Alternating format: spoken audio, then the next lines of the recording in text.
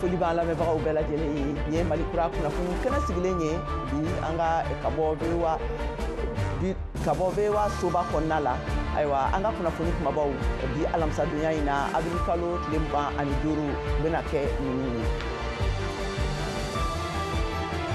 Hadamadenya lafasali baɲumankɛ tɔnba Human Rights Watch ye Burkina Faso sɔrɔdasiw jalaki k'u ye mɔgɔ 223 ɲɔgɔnna faga denmisɛnnin 56 bɛ minnu jate la Burkina kɔgɔduguyan fanfɛla la. L'Amérique ni Niger jamana ye kumaɲɔgɔnyaw daminɛ l'Amérique ka sɔrɔdasiw ka minɛn cɛli taabolow kan ka bɔ Niger jamana kan laɲini min tun kɛra Niger fangatigi kuraw fɛ nin ye a dɔgɔkun damadɔ ye. Mali jamanadenw bɛ kan k'u hakili di yuruguyurugu taabolow kan Mali jamana kɔnɔna la. Ka kɛɲɛ funteni lahawlaba min binnen bɛ Sahel marayɔrɔw kan ni waati ninnu kɔnɔna na yala Mali jamana man ka ten ka miiri yiriw lasaguliw ani u turuliw kan wa? Ni kunnafoni ninnu bɛna fara an ka lasirikɛlaw ka kunnafoni tɔmɔlenw kan Mali duniya ani farafina gun kan ka tɛntɛ aw ye sisan jɛmukan kɔnɔna la.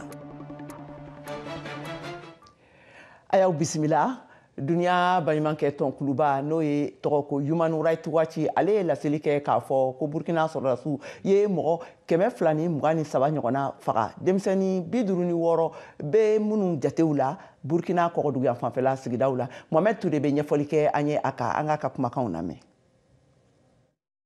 Burkina fanga ɲɛmɔgɔ minnu ni AFP ye ɲɔgɔn sɔrɔ olu ma kuma fɔ nin jalaki nin kan. Cisama min b'a fɔ ko sɔrɔdasiw ye mɔgɔ 44 faga denmisɛnnin 20 tun b'u cɛ ma nɔndɛn dugu kɔnɔ ani mɔgɔ 179 denmisɛnnin 36 fana tun b'u cɛ ma Soro dugu kɛrɛfɛ min bɛ Cu mara la Yatanga Woroduguyanfa mara la. Tirana Hassan n'o ye baɲumankɛtɔ Human Rights Watch ɲɛmɔgɔba ye o y'a fɔ ko mɔgɔ faga minnu kɛra nɔndɛn o ni Soro dugu kɔnɔ olu ye duguden fagali labanw dɔrɔn de ye. Burkina sɔrɔdasiw ye minnu kɛ ka kɛ u ka wulikajɔ murutilen kɛlɛli baaraw dɔw ye. Burkina Faso fangatigiw ka dɛsɛ siɲɛ caman ka nin kojugu suguyaw bali ani k'u sɛgɛsɛgɛ o b'a jira munna diɲɛ dɛmɛni nafa ka bon walasa ka dɛmɛ don sɛgɛsɛgɛli dafalen na min bɛ se ka kɛ adamadenyaw ka kojugubakɛlaw kan. Hassan y'o fɔ. Baɲumankɛ tɔn Human Rights Watch y'a jira k'a ye mɔgɔ 23 ɲininka n'o ye maa 14 ye minnu ye nin fagaliw ni seereyaw ye sigida dugudenw tɔnba 3 ani diinɛ tɔnba mɔgɔ 3. Human Rights Watch ye jatalanw ni jaw sɛgɛsɛgɛ mɔgɔ minnu ye u yɛrɛ kisi fagaliw ma ani mɔgɔ jogilenw ye minnu tila ɲɔgɔn na. Février kalo tile 24 ka se 25 silamɛ tɔnw ye bingani caman kɛ sɔrɔdasiw ka laɲiniw kan i n'a fɔ baarakɛyɔrɔw ani sigiyɔrɔw ani dugudenw ka fɛnsɔrɔ siraw kan i n'a fɔ diinɛ yɔrɔw ka duguden 10 ni caman faga sɔrɔdasiw ani milisiw. Février kalo tile 26 Burkina jamana lakanani ministri Mahamudu Sana ye silamɛya kɛlɛcɛw ka bingani waati kelen na ani ɲɔgɔn fɛ waati kelen na ani ɲɔgɔn fɛ jalaki nga a ma dugudenw fagali ko fɔ nɔndɛn ani Soro. Kala ni fagali juguba ninnu kan jatigɛ ye mɔgɔ caman laboli ka bɔ nɔndɛn ani Soro dugu la ka u kunda Mali ni Burkina dancɛ kan ka taa u sigi yen nɔ. A seereya minnu ma sɔn yɛrɛ kofɔ ma ye ɲɛfɔli kɛ VOA Bambara ye ayiwa ni ɲɛfɔli ninnu kumakan ninnu taara kabi mars kalo daminɛ waatiw la an ka u lamɛn. An sigilen don karidon sɔgɔmada fɛ wagati min na ni cɛ marifatigi dɔw sera an ka dugu kɔnɔna la u ye mɔgɔw fagali daminɛ u ye mɔgɔ caman de faga. An ka kuru kɔnɔna la mɔgɔ 11 o de fagara. Dugu yɛrɛ kɔnɔna la mɔgɔ 205 o de fagara. U tun ɲɛda datugulen don wa tenni kun b'u la. Anw t'a dɔn ni sɔrɔdasiw don walima ni VDPw don. Cɛkɔrɔbaw, musokɔrɔbaw, musokɔnɔmaw ani muso minnu bangera a la ma mɛn mɔgɔ si de ma kisi nin ko in na. Ne bɛ bɔ Soro. Jadi ninnu bɔra o jiɲɛ jɛrɛfɛ ka boli ka taa tɛmɛ an ka dugu ɲaamɛ ka taa Tiu fan fɛ. Mɔgɔ ninnu y'u gɛn wa sera an ka dugu la ka jɔ o yɔrɔ la k'an faga. Minnu y'an faga jadi ninnu bolila ka tɛmɛ ka taa gendarme ninnu sera an ka yɔrɔ la olu le jɔra k'an faga fɔlɔ ani VDP ninnu olu le jɔra k'an faga jadis ninnu taara voilà jadis ninnu taara an sɔrɔ dɔrɔn k'an faga fɔlɔ sinon o ye fagali kɛ cogo min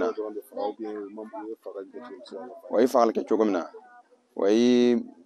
o taara mɔgɔw sɔrɔ u ka sow kɔnɔ k'u labɔ ka taa muso bila gɛrɛfɛ ka cɛw bila gɛrɛfɛ k'a faga o ye yɔrɔnin kelen dɔ ye fɛngɛ mansin bɛ yɔrɔ min na o ye musow ni cɛw bila dana quoi mais lu tɔ ninnu o donna du kɔnɔ musokɔrɔba denmisɛnw a bɛɛ o y'o bɛɛ faga de. Aw ka dugu la maa joli de sara bon an ka dugu la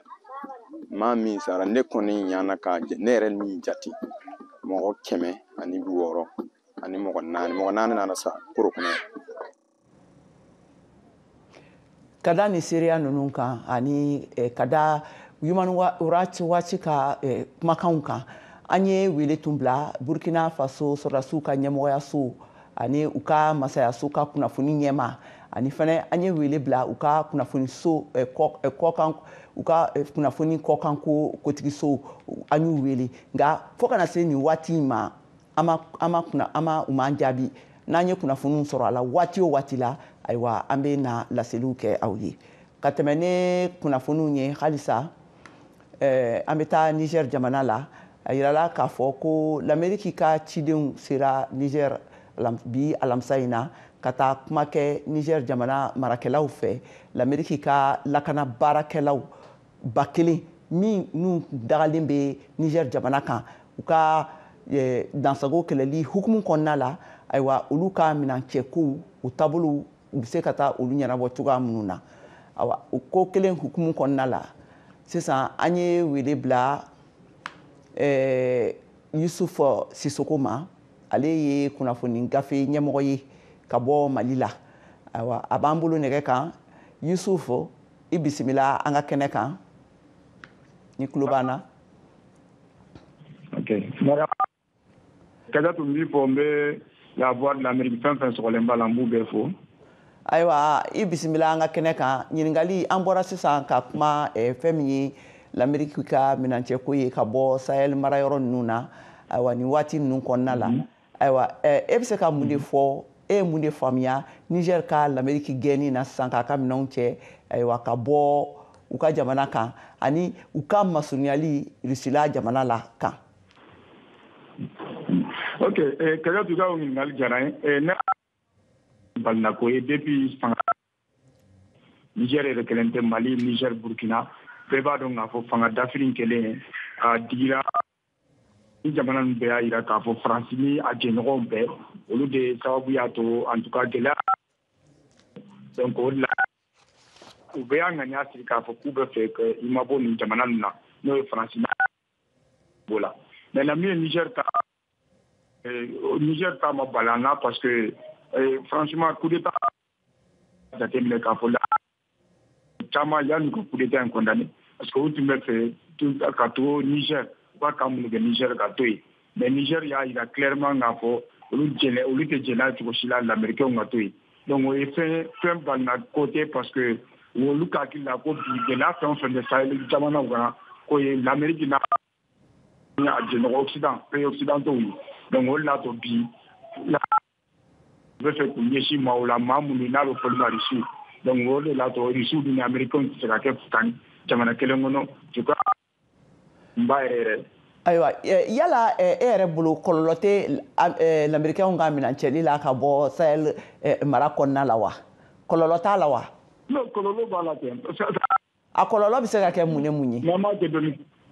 a kɔlɔlɔ bɛ se ka kɛ min ye bɛɛ b'a dɔn k'a fɔ l'Américain k'u to Niger u bɛ dɛmɛba de ɲɛsin Nigériens ma a bɛ kɛ sababu ye ka Niger yɛrɛ ka fɛn caman ɲɛnabɔ yen donc n'olu taara bi o dɛmɛ bɛ tigɛ est ce que n'o dɛmɛ tigɛra minnu maa kura u ka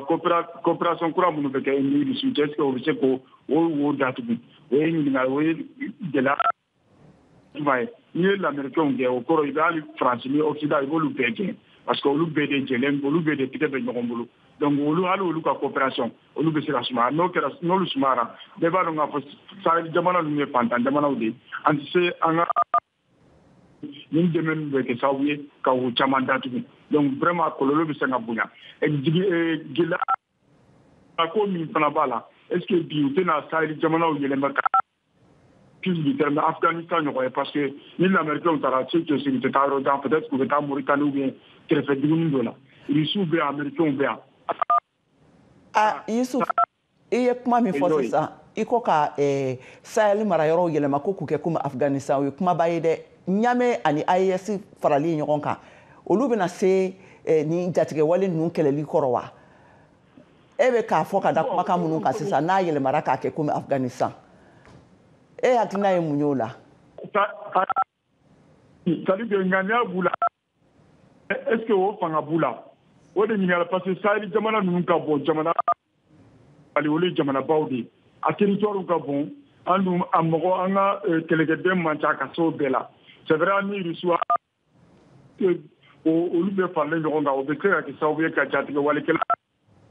o de ye ɲininkali yɛrɛ donc o de la to ne ko tiɲɛ la bon mɔgɔ t'a fɔ ko état souverain dɔ de ni mɔgɔ wɛrɛ bɛ se ka baara kɛ ɲɔgɔn fɛ ni mɔgɔ wɛrɛ bɛ se ka jɔyɔrɔɲɔgɔnya kɛ ɲɔgɔn fɛ mais ka dɔw gɛn ka na ni dɔw ye o yɔrɔ de la ne bɛ ka minnu gɛnna olu bɛ taa yɔrɔ jan bon ka kɛlɛ fanga e yɛrɛ hakili la marifa dɔrɔn marifa t'a dɔrɔn maramafɛn t'a dɔrɔn bɛ se ka ni jatigɛwale kɛlɛ nin ban wa sira wɛrɛ tɛ yen wa e bolo hakilinaw la i ka sɛgɛsɛgɛliw n'i ka miiriyaw la hakilina wɛrɛ tɛ yen nɔ min bɛ se ka bila sen kan sabula a jirala k'a fɔ marifa bɛ minnu bolo sisan n'u bɛ jatigɛwale kɛ in na u bɛɛ ye jamana ninnu kɔnɔ mɔgɔw de ye. non o kɔni o donnen don marifa dɔrɔn tɛ se ka jatigɛwalekɛlaw ni kɛlɛ parce que n'i y'a jatigɛwale in yiriwa kosɛbɛ o ye gɛlɛya de ye sous développement a bɛ fɔ min ma sous développement jamanadenw kɛlen don baara t'u bolo foyi t'u bolo wale ninnu olu bɛ drogue fɛ u bɛ fɛn wari b'u bolo u bɛ denmisɛnninw wele ka taa donc moi je crois que fitinin dɔrɔn de résout la mais a problème ba tant qu'au développement de a ma ɲɛsin o de ma a ka gɛlɛn kosɛbɛ k'an ka se ka jatigɛwale kɛla ninnu kɛlɛ réellement. awa o ye ka solution ye wa solution jumɛn ɲɛ wɛrɛ bɛ se ka sɔrɔ a la i bɛ se ka mun de fɔ an ye o kan. halisa dialogue intermalien donc moi je crois que jamana état du Sahel ninnu bɛɛ la aw yɛrɛ don Nigéria kun min y'a fata n'o kun donna an bɛ se ka jɛ an bɛ se ka baara bila la cogo min marifa in dɔrɔn vraiment o tɛ solution ye. ayiwa an ka foli bɛ i ye k'a fɔ an lamɛnbagaw ye nin tun ye Yusuf Sisoko ka kumakanw ye ale ye kunnafoni sɛnsɛnla ye ka bɔ Bamakɔ sisan aw kana bɔ an bɛna don an ka jɛmukan wagati filanan kɔnɔna na an b'an tulo kɛrɛmu bɔ ka segin ka na kɔfɛ.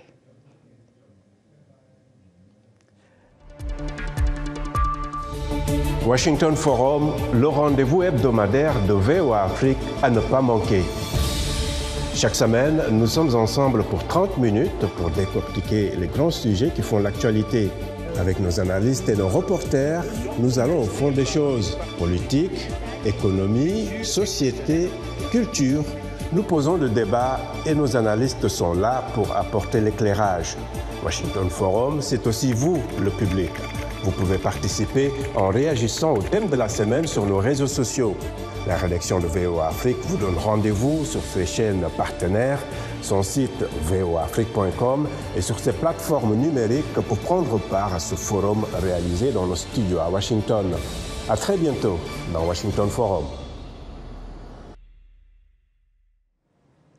awa ni an seginne kana an ka studio 53 kɔnɔna la an bɛ tɛmɛ ni kunnafoniw ye ayiwa a jirala k'a fɔ kabini bɛɛjɛ fanga lawaleyali Mali jamana kɔnɔna na fanga fɛn fɛn min tɛmɛna Mali kɔnɔ u bɛɛ y'u seko kɛ yuruguyurugu kɛlɛliw la nka halisa a jirala k'a fɔ ko a ma se ka ban Modibo Danbele ale ye maliden dɔw hakilinaw ta ka da a sababuya kan awa o sababu la an ka Musa Alpha Traoré ale lamɛn ka bɔ Senu Bamakɔ. bon min kan ka kɛ ne yɛrɛ bolo concrètement yurugurugu kɛlɛli man ka kɛ ne naga kɛrɛfɛ mɔgɔ ye o bɛ to yen nɔ ni yɔrɔ jan mɔgɔ ye an bɛ yurugurugu kɛlɛ ka da kan yurugurugu kɛlɛli kan ka bɛɛ de lasɔrɔ yafatigɛ mɔgɔ si ma min kan ka kɛ ne yɛrɛ bolo sisan o ye an ka yurugurugu kɛlɛ an ka boli fasoden bɛɛ kan et puis an ka fɛɛrɛ ɲini an ka jamana kɛra sirabaw ye a kɛra yɔrɔ wɛrɛw an ka fɛnw ka se ka informatiser c'est-à-dire u ka bila mansimafɛnw kɔnɔ o yurugurugu kɛlɛliba dɔ sira caman ye misaliya la siraba kan sa ni tablette dira an ka polisiw bɛɛ ma k'a fɔ ni contravention kɛra maliyɛn bɛɛ bɛ contravention prix dɔ ka dɔn i b'a sa par exemple an ka nɛgɛjuru sira minnu b'an fɛ yan an tɛna tɔgɔ fɔli kɛ k'a fɔ olu ka wari yɛlɛma sira minnu bɛ yen nɔ monnaie électronique u bɛ se k'a sara olu dɔw fɛ polisikɛ t'a minɛ e yɛrɛ fana t'a dun wa yɛrɛ bɛ bɔ ka d'i ma direct la kɛlɛ siraw de minnu c'est très facile à faire bɛɛ bɛ se k'a kɛ wa gɛlɛya t'a la yɛrɛ mɔgɔ si ma. Ne tɔgɔ ye Kurotun Jila ne ye kunnafoni dila ye yurugurugu kɛlɛli an ka jamana kɔnɔ a kɔni ka di ne ne bolo an ka jamana ɲɛmɔgɔ bɛ ka wuli ka jɔn min kɛ walasa ka yurugurugu kɛlɛ an ka jamana kɔnɔ ne fɛ ko ɲuman don sabula a bɛ kɛ sababu ye ka jamana yɛrɛ bɔ nɔgɔ la n'i y'a jateminɛ mɔgɔ caman bɛ jamana sɔrɔla bolo ta k'a don u ɲɛnɛ da fɛ nka ni o bɛɛ bɛ ka kɛlɛ a bɛ kɛ sababu ye jamana sɔrɔla bolo kan ka don yɔrɔ min a ka don ye n'a donna yen nɔ jamana bɛ yiriwa n'u se wasalen nɔ sabula ji bɛ don kɔ la dɔɔni dɔɔni de a bɛɛ tɛ se ka kɛ tile kelen u bɛ ka taga bolo min kan ni u tora ka a kɛ ten an b'a dɔn don nataw la yurugurugu dankari bɛ kɛ a la kosɛbɛ an ka jamana kɔnɔ. halisa ka tɛmɛ ni kunnafoniw ye an bɛna kuma sisan ni wagati ninnu na funteni gɛlɛnba min ani ja gɛlɛnba min binnen don Sahel mara yɔrɔw kan ayiwa yala Mali la mɔgɔw man kan tɛ sisan ka hakilila jagabɔ kɛ yiriw lasagoliw ani ka yiri kuraw turu yaasa funteni bɛ se ka nɔgɔya cogoya min na sigidaw kɔnɔna na o sɛgɛsɛgɛli o kɛra Mariam Tarawele fɛ a ye ɲininkali kɛ mɔgɔ dɔw la an k'u ka kumakanw lamɛn. mun de ka kan ka kɛ walasa ka se ka funteniba kɛlɛ ani ka fara tarakile kan min bɛ ka dugukolo ja a bɛɛ lajɛlen ni ɲɔgɔn kuma ne tɔgɔ ko Jalo Umu Modibo Keita ne ye jeune volontaire pour l'environnement JVE Mali ne y'o directrice exécutive o de ye k'a dɔn k'an bɛ don min na ko bi an bɛ se ka jumɛn kɛ pour que ka force chaleur kɛlɛ ani avancée du désert ne ka faamuyali la ni fɛnba fila kɛlɛ fɛn yiri de ka yiri turu en quantité ani yiri turuli dɔrɔn tɛ dɛ yiri ka turu o ni ka yiri tɔpɔtɔ fo k'a se ba ye parce que yiri turuli man gɛlɛn k'a lase ba ye o de ka gɛlɛn donc yiri ye solution ye mun na parce que n'a fɔra ko yiri i ko ka dugukolo sigi i ko ka kungo lasegi yiri de bɛ na ni solution ye pour ka dugukolo fortifier ni dugukolo sigira a ka ca Ala fɛ cɛncɛn tɛ se ka dankari o yɔrɔ la a bɛ érosion kɛlɛ yiri ye régulateur ye yiri ye solution ye mun bɛ fiɲɛ purifier yiri ni ko yiri ko ji yiri bɛ na ni ji ye ni ji nana a ka ca Ala fɛ dɔ bɛ bɔ funteni na yiri ye suma ye donc ni fɛn fila solution ye yiri turu ye. denmisɛn sifinw jɔyɔrɔ ka kan ka kɛ mun ye waati yɛlɛma kɛlɛli ko la ani ka fara jamana yɛrɛ kan. Filanan ko denmisɛnnin mɔgɔw ani an ka État olu jɔyɔrɔ ye jumɛn ja kɛlɛ ni funteni canicule kɛlɛli la n bɛ se k'a fɔ ko fɛn fila dɔrɔn o ye ka sensibilisation de kɛ o ye ka yiri de turu n b'a dɔn État bɛ ka dɔ kɛ parce que chaque année quinzaine de l'environnement ni k'an fɛ Mali la yan anw yɛrɛ étant jeune anw fana b'an jɔyɔrɔ fi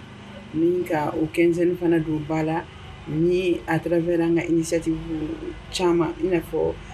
quinzaine scolaire verte o ɲɛsinnen don denmisɛnninlamɔgɔw yɛrɛ de ma kosɛbɛ parce que an y'a jateminɛ k'a fɔ an bɛ fɛn fɛn kɔnɔ réchauffement climatique de nɔ don réchauffement climatique dun causelen don an yɛrɛ ka kɛwalew de fɛ jusqu'à 90%. donc an ko ko ka comportement éco-citoyen don denmisɛnnin na dès le bas âge o b'a permettre sigida lakanani kanu bɛ don dusukun na o n'u b'a dɔn kan ka mun kɛ donc o ni yiri turu an bɛ concours interscolaire minnu kɛ an bɛ tila ka dɔn mun di o caman bɛ kɛ yiri turu de donc c'est pour dire que solution fila mun fɔra solution fila de kan ka don ba la État fɛ ani denmisɛnninlamɔgɔ fɛ ani bɛɛ lajɛlen fɛ bɛɛ bɛ se k'i jɔyɔrɔ fin i jeniyɔrɔ fin nin ko in na ni bɛɛ ye dɔɔni dɔɔni kɛ a ka ca Ala fɛ an bɛ ɲini fɛn bɛ kɛ sɔrɔ fɛn.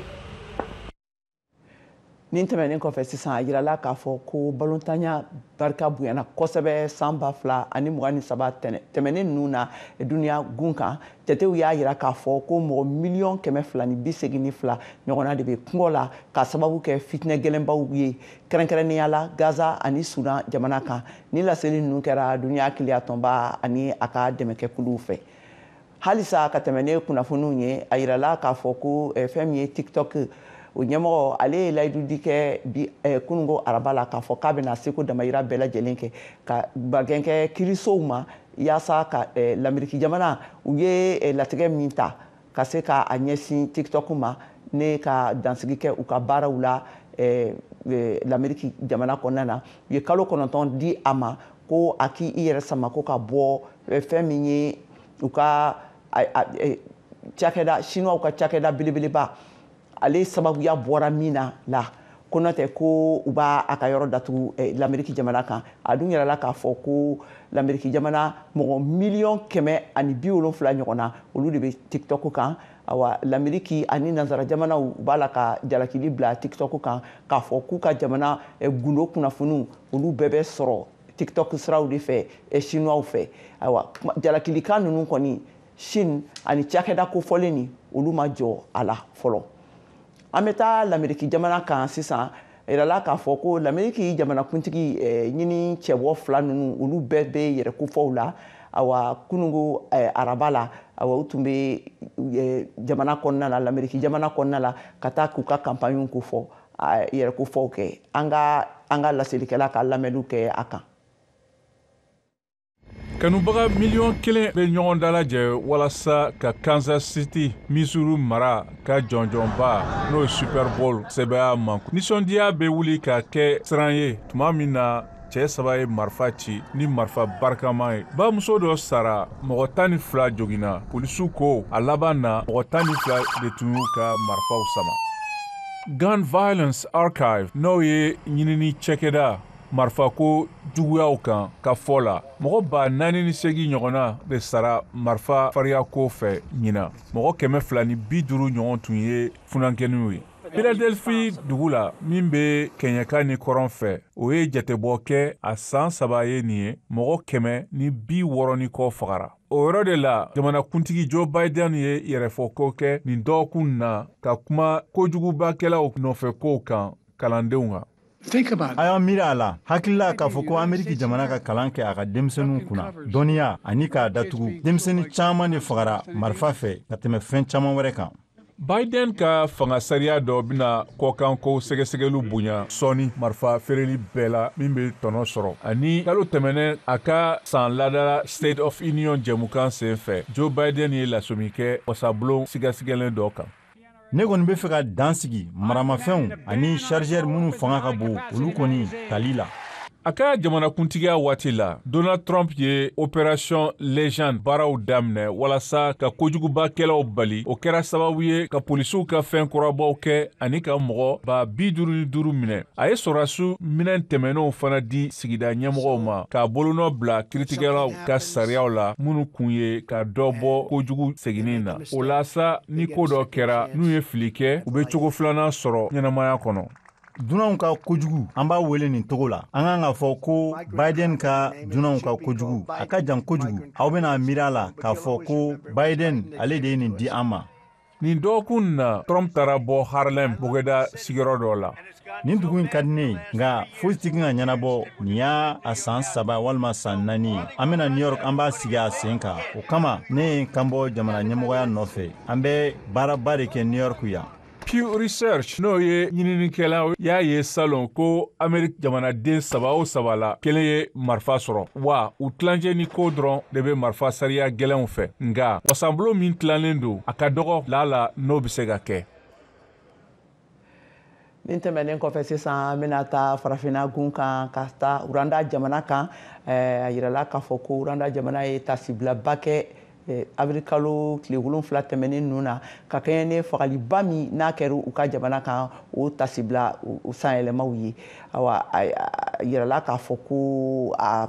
fagali ninnu senfɛ maa 800 ɲɔgɔnna olu de fagara minnu bɛɛ tun ye tutsi siyaw ye nka utu fana tun bɛ a mɔgɔ fagataw la. Paul Kagame ale ye laseli kɛ k'a jira k'a fɔ k'a bɛ kɛ waati min na ko duniyagunkan mɔgɔw bɛɛ lajɛlen ye Rwanda bila ka to a yɛrɛ ma. Awa ko de ye taabolo ni juguya kosɛbɛ. A tasibila kɛnɛw kan Bill Clinton n'ale ye l'Amérique jamanakuntigi kɔrɔ ye fanga tun bɛ ale bolo a wagati la. Awa ani fana Faransikaw ka kɔkanko kotigiya tun bɛ min bolo a wagati la n'a tɔgɔ ko Stéphane Séjourné ka fara Faransikaw ka secrétaire d'État de la mer n'a tɔgɔ ko Hervé Berville. Ale ninnu mɔgɔba ninnu bɛɛ lajɛlen tun bɛ u ka kɛnɛ wasalen ni u ka ni tasibila kɛnɛ nin kan u ka suw ye.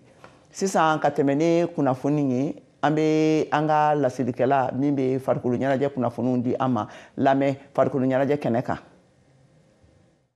Donc la délégation du Mali, solidarité avec le peuple, merci.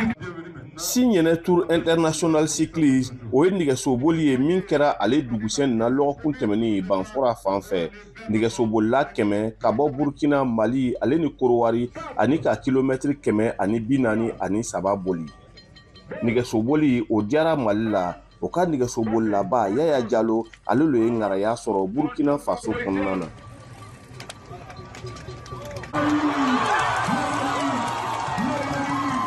Fɛn laban yɔrɔ la kɔni kilon sɛbɛ o a bɛɛ laban la i b'i jija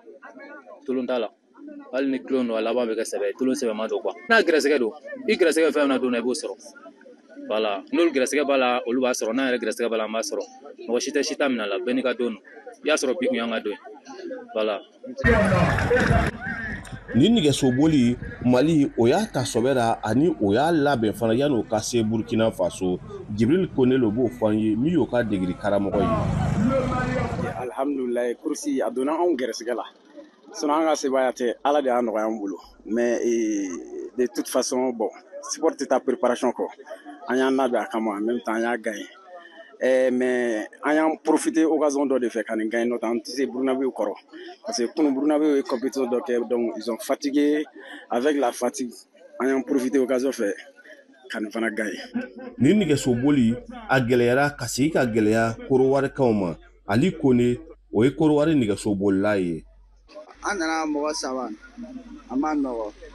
da an ka ja de bɛrɛ ka collège ka arrivé kɛ an ka mɔgɔ 3 ka na compétition dɔ la a ma nɔgɔ an ma quoi. Mali ka nin nɛgɛsoboli gagné a diyara Mawa Zungurana ye min ni boli ni labɛn. Non njusu ka di ni Mali y'a sɔrɔ Burkina Faso le y'a sɔrɔ a diyara n ye kosɛbɛ a kɛra kunkɔrɔta ye a kɛra wasa ye ne yɛrɛ ma a tɛmɛna même Burkina Faso an bɛɛ sigi ɲana a kɛra ɲana a ma kɛ komi a kɛra dogodogoni ko ye. Sidi Bagayogo ye Mali nɛgɛsoboli fédération ɲɛma ye a ko nin sababu ye olu ma ka se ka Tour du Mali préparer min sera ka ban. Tour du Bénin la semaine kɔnɔna la an bɛ taa Tour du Bénin la an bɛ ɲɔgɔn sɔrɔ tuguni. O équipe caman wele n'o kɛnɛ kan donc o fana bɛna an préparer davantage an ka Tour du Mali préparer du 21 au 26. Merci beaucoup. Bi farikolo ɲɛnajɛ kibaruyaw bɛ lɔ yan ka bɔ Alidu Ouedraogo fɛ Bobo Julaso. Ko bosokɛ ko kurun bɛna ni kana se Saka ni a bɛ y'a faamuya k'a fɔ ko nin bɛna dansigi kɛ an ka bi jɛmukan na.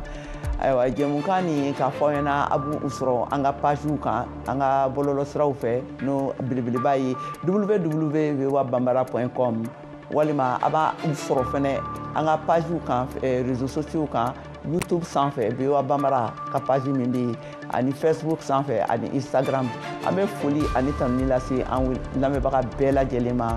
Awa k'a fɔ aw ɲɛna an ka Malikura a bilala télévision de kan sisan ka foli k'aw ye halisa aw ka aw sɔgɔ an na Malikura siraw la VOA Bambara ka siraw la kunnafoni minnu bɛ tɛmɛ bamanankan na ka bɔ nin ye Keyatu Tarawele kumakan ye ka bɔ studio 53 kɔnɔna la VOA Soba kɔnɔna la. An ka foli b'aw bɛɛ ye aw ni ce aw ka kulomajɔ la.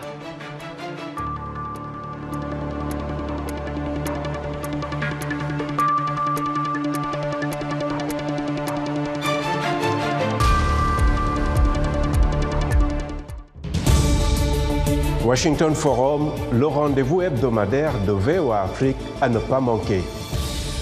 Chaque semaine, nous sommes ensemble pour 30 minutes pour décortiquer les grands sujets qui font l'actualité. Avec nos analystes et nos reporters, nous allons au fond des choses. Politique, économie, société, culture. Nous posons le débat et nos analystes sont là pour apporter l'éclairage. Washington Forum, c'est aussi vous, le public.